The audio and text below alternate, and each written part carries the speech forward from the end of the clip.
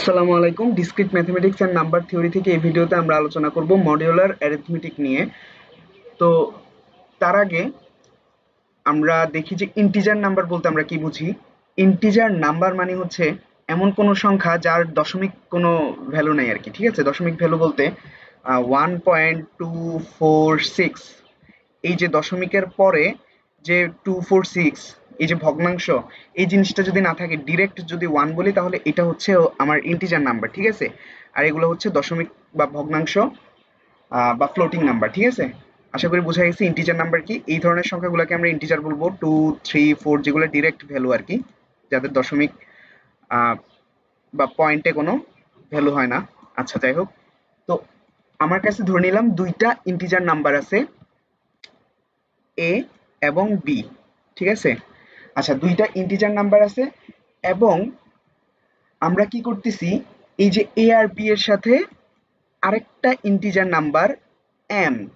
ঠিক আছে, এম কি, এটা এই এম এর সাথে এ আর বি এর একটা রিলেশন আছে। ঠিক আছে, তো এখন ওই রিলেশনটা কি, যে আমি যখন এম দিয়ে এ কে ভাগ করতেছি, ভাগ করার ফলে যে ভাগশেষটা পাচ্ছি, বেসিক্যালি এটা বলতে চাচ্ছি যে এ মড এম, যে রিমাইন্ডার আমি পাচ্ছি সেটাকে আমি ধরতেছি R1। ঠিক আছে, এখানে কি ঘটতেছে, যে আমি এম দিয়ে এ কে ভাগ করলাম, তো ভাগফল আমি যাই পাই না কেন, ডাজন্ট ম্যাটার, আমি ভাগশেষটা কত পাইছি, ভাগশেষ পাইছি R1। ঠিক আছে, এই জিনিসটাই ঘটছে এই জায়গায়। একইভাবে আমি যখন বি মড এম করতেছি, তখন আমি আরেকটা ভাগশেষ পাইছি, যেটার নাম দিছি আমি R2। ঠিক আছে, ওখানেও সেম ঘটনা ঘটতেছে, কি, M B two, sorry B, and ভাগফল যাই পাই না কেন, ডাজন্ট ম্যাটার, R2। ওকে, তো এই যে এই দুইটা ঘটনায়, মানে এম এর সাথে, বেসিক্যালি এম হচ্ছে এমন একটা নাম্বার যেটা দিয়ে আমি এ এবং বি দুইটাকেই ভাগ করার ফলে যে ভাগশেষ নির্ণয় করতেছি R1 এবং R2। আচ্ছা, এতটুকু পর্যন্ত যদি বুঝে থাকি, এরপরের যে স্টেপ হবে সেটা হচ্ছে আমার R1 এবং R2 যদি একই ভ্যালু হয়, যদি ইকুয়াল হয়, তাহলে আমি বলবো এ আর বি, এই দুইটা ভ্যালু পরস্পর হচ্ছে কনগ্রুয়েন্স। ঠিক আছে, তাইলে আমি কি বলবো, এ কনগ্রুয়েন্স, এটা হচ্ছে কনগ্রুয়েন্স সাইন বি। এতটুকু আমি বলতে পারবো। কিসের বেসিসে বলছি, যে R1 এবং R2 যদি সমান হয়। এখন R1 আর R2, এই জিনিসগুলা কি, এই জিনিসগুলো হচ্ছে দুইটা ইন্টিজার আমার কাছে দেওয়া আছে, এ এবং বি, এবং ওই দুইটা ইন্টিজারের সাথে এম এমন ভাবে কানেক্টেড যে A mod M is equal to R1 এবং B mod M is equal to R2। তো এতটুকু যদি ক্লিয়ার হয়ে থাকে, তাহলে আমরা বলবো এ আর বি হচ্ছে কনগ্রুয়েন্স। আচ্ছা, এ আর বি তো কনগ্রুয়েন্স, এখন কার সাপেক্ষে কনগ্রুয়েন্স, এম এর সাপেক্ষে না, মানে এম এর জন্যই তো এ আর বি কনগ্রুয়েন্স হয়েছে। তো এই জায়গায় হচ্ছে আমরা ব্র্যাকেটে জাস্ট মড এম লিখে দেব। ঠিক আছে, তো এই যে এইটাই হচ্ছে আমার কনগ্রুয়েন্সের যে ইয়ে আর কি, শর্ত। এইটাই হচ্ছে আমার থিওরি ওয়ান। ঠিক আছে, থিওরি ওয়ানে মানে কি বলতেছে, যে A mod M is equal to R1, B mod M is equal to R2। R1 এবং R2 হচ্ছে যদি সমান হয়, তাহলে আমরা এইভাবে লিখতে পারবো যে এ আর বি হচ্ছে পরস্পর কনগ্রুয়েন্স। কার সাপেক্ষে কনগ্রুয়েন্স, এম এর সাপেক্ষে। ঠিক আছে, এটা হচ্ছে আমার থিওরি ওয়ান। আমাদের আরেকটা থিওরি আছে। আচ্ছা, আগে এই থিওরি ওয়ানের উপর বেস একটা ম্যাথ আমরা দেখি। হ্যাঁ, ওকে, আমাদেরকে বলা হইলো যে 17 এইটা এম, এম না, বেসিক্যালি 5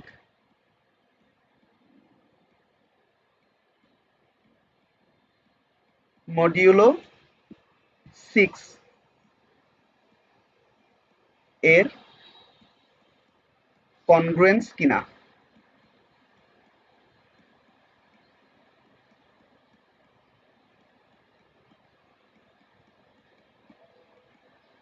তো আমাদেরকে এমন একটা প্রশ্ন দেওয়া হয়েছে যেখানে বলা হয়েছে যে 17 5 মডিউলো 6 এর কনগ্রুয়েন্স কিনা, ঠিক আছে।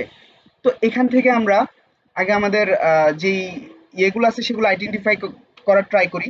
আমরা ধরলাম a is equal to 17, ওকে। তারপর হচ্ছে b is equal to 5,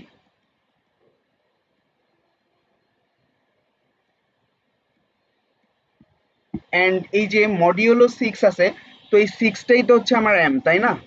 m is equal to 6, ঠিক আছে। তো আমার থিওরি 1 কি বলতেছে যে a mod m is equal to r1 পাবো আমি, ঠিক আছে। তো আমার a আছে এখানে আর m হচ্ছে এইটা। তো আমি যখন a mod m করতেছি, তার মানে কি হচ্ছে এখানে 17 mod m মানে কত 6, 6 করতেছি। তাহলে এখানে আমি ভ্যালুটা কত পাচ্ছি? আমরা যদি দেখি যে রিমাইন্ডার কিভাবে বের করি আমরা, 17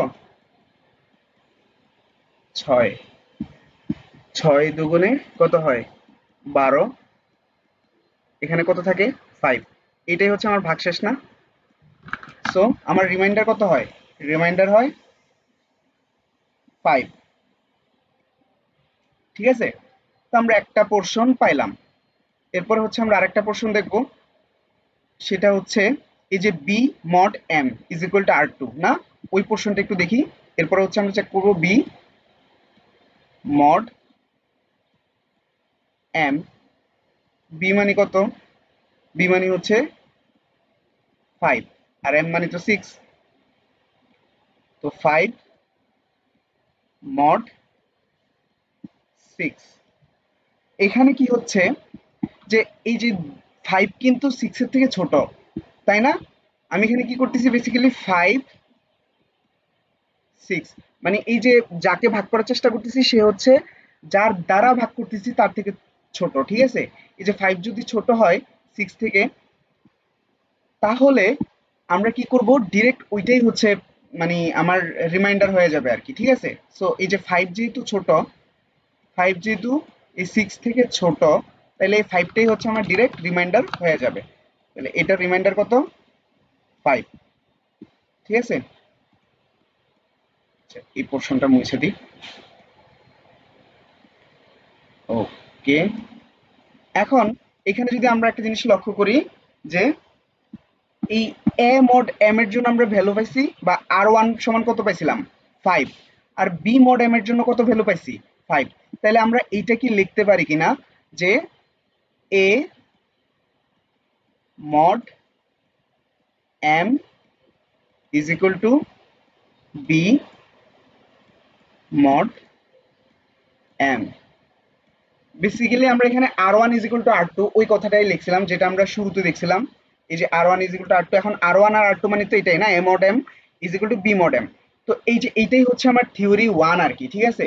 তো এইটা যেহেতু এখানে লিখতে পারতেছি, তার মানে আমরা অবশ্যই অবশ্যই এইটা লিখতে পারি না যে এটা যদি এমন হয় তাহলে আমাদের কি হয়েছিল যে a কনগ্রুয়েন্স b, তারপরে কি লিখতাম যে mod m, এটা লিখতাম, তাই না? তো এখন এই ক্ষেত্রে আমরা কি লিখবো? এই ক্ষেত্রে আমাদের কাছে a মানে 17, b মানে 5 আর m মানে 6। তাহলে আমাকে চেক করতে বলা হয়েছে যে এই 17 হচ্ছে 5 মডুলো 6 এর কনগ্রুয়েন্স কিনা। তো হ্যাঁ, আমরা তো প্রুভ করছি যে এটা তো কনগ্রুয়েন্স। তাহলে আমরা শেষে এমন লিখতে পারি না যে 17 কনগ্রুয়েন্স 5 মড 6, এটাই হচ্ছে আমার আনসার, ঠিক আছে। তাহলে আমরা প্রুভ করলাম যে 17 আর 5 হচ্ছে কনগ্রুয়েন্স কার সাপেক্ষে 6 এর সাপেক্ষে, ঠিক আছে। আচ্ছা, তো এইটা তো গেল থিওরি 1 বা থিওরি 1 থেকে আমরা একটা ম্যাথও দেখলাম যে কেমন হইতে পারে। এরপরে থিওরি 2, ঠিক আছে, সেকেন্ড থিওরি। তো সেকেন্ড থিওরি হচ্ছে প্রথমত এই জিনিসটাই তো আমাকে নিয়ে আসতে হবে না, এই এ কনগ্রুয়েন্স বি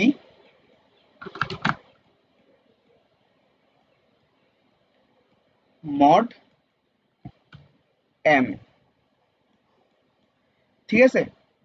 এখন আমরা একটা ইকুয়েশন দেখি যে এ, সেটা একটু ডিফারেন্ট কালারে নেই।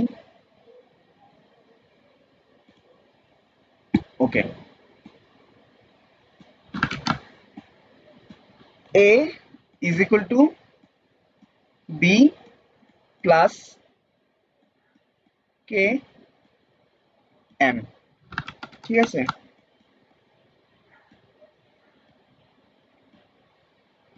আচ্ছা, এটা হচ্ছে কে আর কি। তো a is equal to b plus km, ঠিক আছে।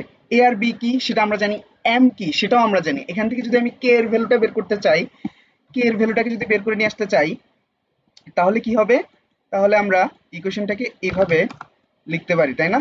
যে প্রথমে b টাকে ওই পাশে নিয়ে যাই, বা এমনি লিখতে পারি যে km is equal to a minus b, এভাবে লেখা যায়।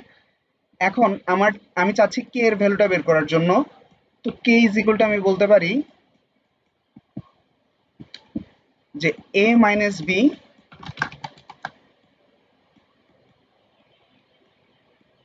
ডিভাইডেড বাই m, ঠিক আছে।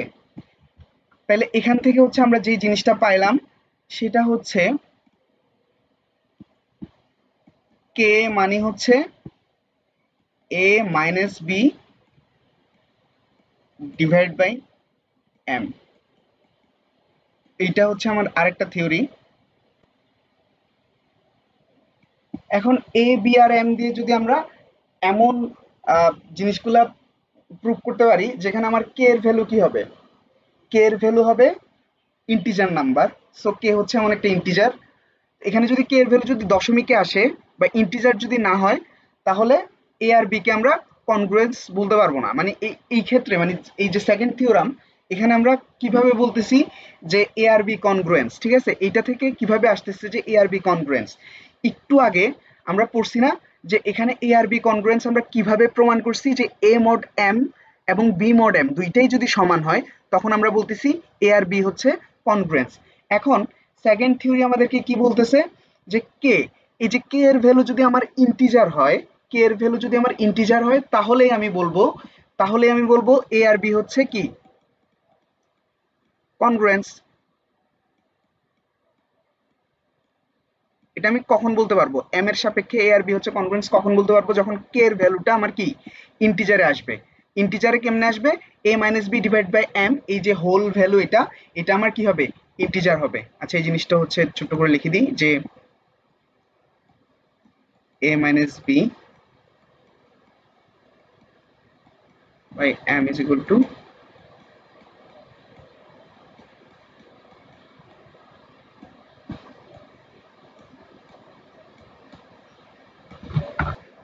আচ্ছা তাহলে a minus B by M যদি আমার ইন্টিজার হয়, তাহলে কে এর ভ্যালুটাও ইন্টিজার হবে, তাই না? তো এখন কে এর ভ্যালু যদি ইন্টিজার হয়, তাহলে এ আর বি হচ্ছে পরস্পর কনগ্রুয়েন্স এম এর সাপেক্ষে। আচ্ছা, তো এখন এটাতেও আমরা একটা ম্যাথ দেখব। আচ্ছা, সেম ম্যাথটাই হচ্ছে আমরা এখানে ট্রাই করি যে এই থিওরির মাধ্যমে আমরা প্রুভ করতে পারতেছি কিনা যে এ আর বি কনগ্রুয়েন্স। এর আগে ম্যাথটা কি ছিল, যে 17 হচ্ছে 5 মডিউলো 6 এর কনগ্রুয়েন্স কিনা, ঠিক আছে। আমরা ওটাই নিচ্ছি এক্সাম্পল হিসেবে, যে 17 5 মড 6 এটা কনগ্রুয়েন্স কিনা, ঠিক আছে। শর্টকাটে লিখলাম। আচ্ছা, এখন এখান থেকে আমরা যদি ভ্যালুগুলোকে এক্সট্রাক্ট করি, তাহলে এর ভ্যালু হচ্ছে কত? 17, ঠিক আছে। বি এর ভ্যালু কত? 5, এম এর ভ্যালু কত? 6। তো আমাদের প্রথম কাজ হচ্ছে কে এর ভ্যালু বের করে ফেলা। কে সমান আমরা জানি কি, ডিফারেন্ট কালার নিই, a minus B divide by M, ঠিক আছে। এখন এখানে এ এ কত? এ হচ্ছে 17 মাইনাস বি কত? বি হচ্ছে 5 ডিভাইড বাই এম, এম কত? এম হচ্ছে 6। 17 থেকে 5 গেলে কত হয়? 12।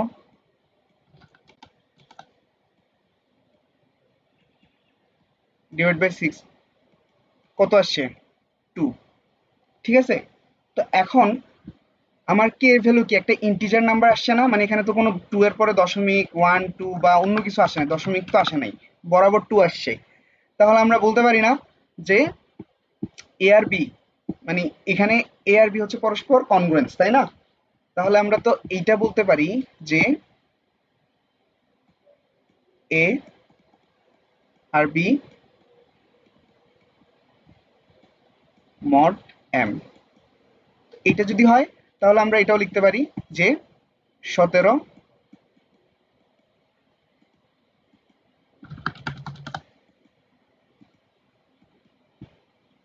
আর 5 কনগ্রুয়েন্স কার সাপেক্ষে, এম এর সাপেক্ষে। এম কত 6, তাই না? হ্যাঁ, এম হচ্ছে 6। তো এই ছিল আর কি আমার দুইটা থিওরি, লিনিয়ার লিনিয়ার না মডিউলার অ্যারিথমেটিক থেকে। যে আমার প্রথম থিওরিটা কি ছিল, যে এ বি এম তিনটে ইন্টিজার নাম্বার। সো দ্বিতীয় থিওরির ক্ষেত্রে এ বি এম তিনটে ইন্টিজার নাম্বার। সো প্রথম থিওরিতে কি বলতেছে যে A mod M is equal to R one হইলে, আবার B mod M is equal to R two যদি হয়, তাহলে আর ওয়ান আর আর টু যদি সমান হয়, তাহলে এ আর বি পরস্পর কনগ্রুয়েন্স, ঠিক আছে। ওকে, তো এইটাই হচ্ছে আমার ফার্স্ট থিওরি, যেখানে এ মড এম আর বি মড এম দুইটাই হচ্ছে সমান। আর সেকেন্ড থিওরি কি, সেকেন্ড থিওরি তেমন কিছুই না, জাস্ট কে কে এর ভ্যালু হচ্ছে আমি ইন্টিজার কিনা সেটা আমাকে চেক করতে হবে। এখন কে এর ভ্যালুটা কেমনে বের করব, A minus B divide by M, শেষ। তো এটা যদি ইন্টিজার হয় দেন আমরা এ আর বি কে কনগ্রুয়েন্স বলতে পারবো, ঠিক আছে। তো এটা ছিল আমার সেকেন্ড থিওরি। তো এই যে মডিউলার অ্যারিথমেটিক থেকে এই দুইটা থিওরি ছিল। তো এই দুইটা থিওরি থেকে যেমনি আসুক না কেন, আশা করি ম্যাথের আনসার করা যাবে আর কি।